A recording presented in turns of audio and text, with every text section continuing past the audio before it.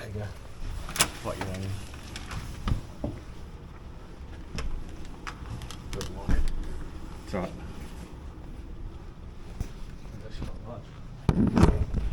It's fancy.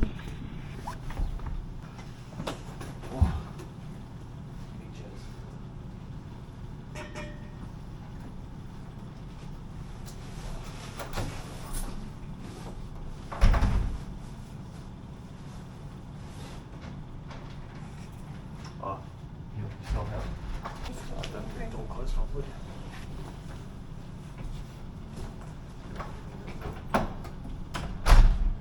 I can swing my plug over here.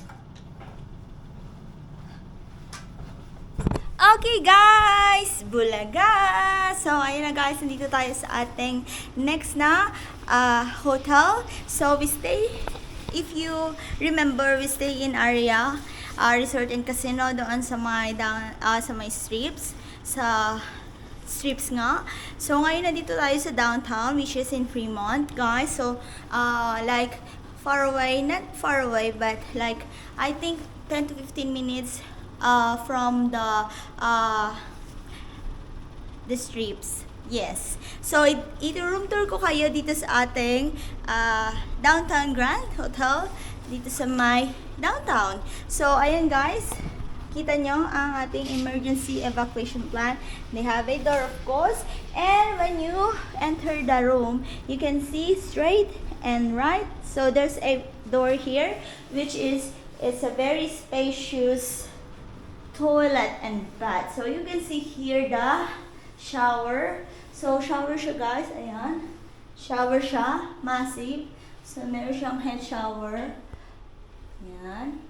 And then meron siyang shampoo and conditioner over there. And we have 2 towels and 2 hand towels. We have a tissue over here. And then our toilet bowl. The lights here. So ayan, very yellow. And the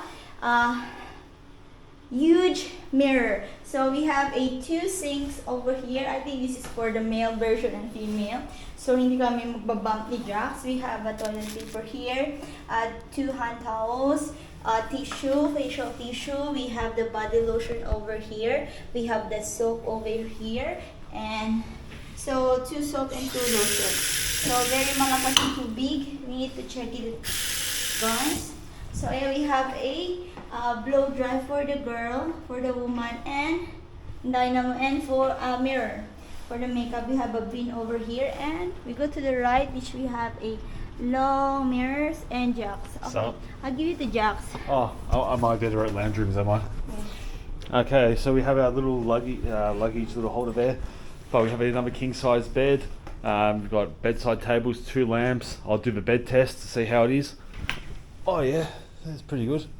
So I think the Flamingo is definitely the most sunken bed we've had so far.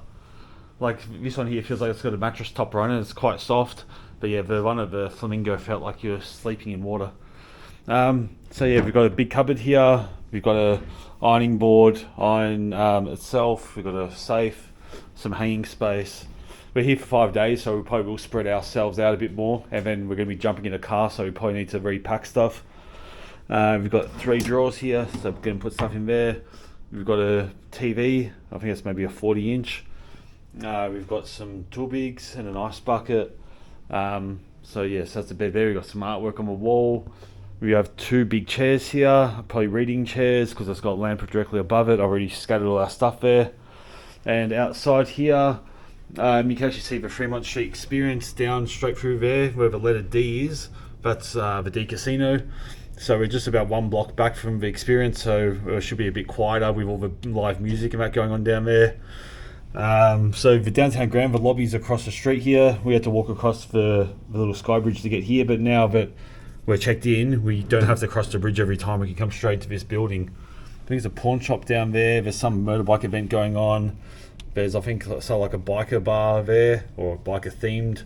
The downtown Grand Casino's there. Up there's the swimming pool for the downtown Grand, but because it's still cold, it's not open at the moment. But it actually looks like a nice area with a swimming pool in the middle there. There's car parks, and yeah, the Fremont Street Experience is really just there. So as we cross for 1 street, we're pretty much in it. And yeah, we've already sort of done 1 lap of it, or even half a lap. And yeah, we're in a good area here.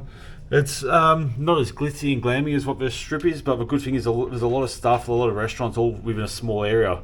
Because the casinos are smaller than the ones on the strip, you get to see a lot more in a small area, and you don't have to cross all the bridges and cross the roads and whatnot.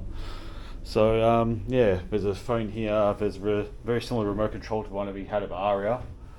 I haven't even gone in the bathroom yet, so I'll explore that, and I'll pass you back over to InDaynaMo while I explore the business meeting room. Oh, it's okay.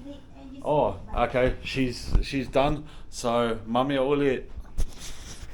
So, that's it guys. That's our quick room tour dito sa Downtown Grand Hotel and Casino. Dito pa rin tayo sa Las Vegas, sa Nevada.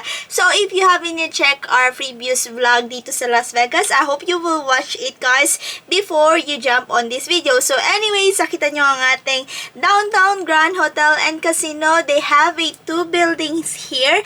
They also have a pool outside, outdoor pool, and we are very close at the downtown Fremont Street experience dito sa downtown Las Vegas guys. So if you've been in Las Vegas and if you've not been in Las Vegas yet, this is one of the party going live free band dito sa Las Vegas guys. So aside from the other side of Las Vegas, which in the new Las Vegas guys, this is the old Las Vegas dito sa downtown guys. So nakita nyo ang ating ang ating Big Bus Las Vegas tour, and if you watch that guys, nakita nyo that we pass by the old downtown of Las Vegas. So anyways, we have a decent room, spacious, good hospitality hotel guys. So we don't have a breakfast. So in America guys, if you want a breakfast, sometimes some of the hotel does a breakfast, pero yung iba kasi hindi sila nag-ano ng breakfast. Pero may option naman if you want a breakfast. We don't have a breakfast here dito sa Grand Downtown.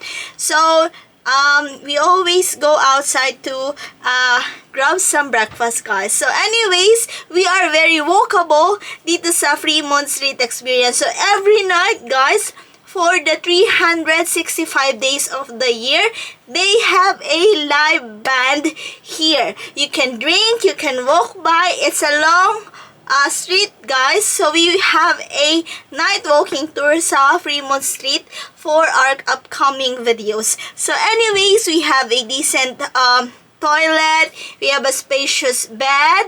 So makita nyo ang ating window view.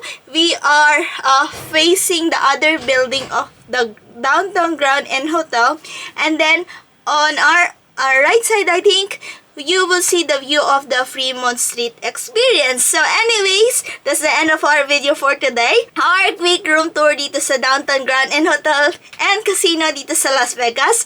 I hope you enjoy watching, you learned something today, plus you had fun for today's video guys. Thank you very much for watching. Thank you for supporting our videos, and mega love shout out to each wonderful beautiful people of the universe. Thank you from the bottom of my hypothalamus. Please like if you did enjoy my video for today, and please do subscribe if you haven't yet, and don't forget to hit the bell button for you to get notified for our next videos. And please comment down below if you like this video po. See you when I see you on my next one. Bye bye guys, be good, you take care, be safe, and mwah! Ciao la!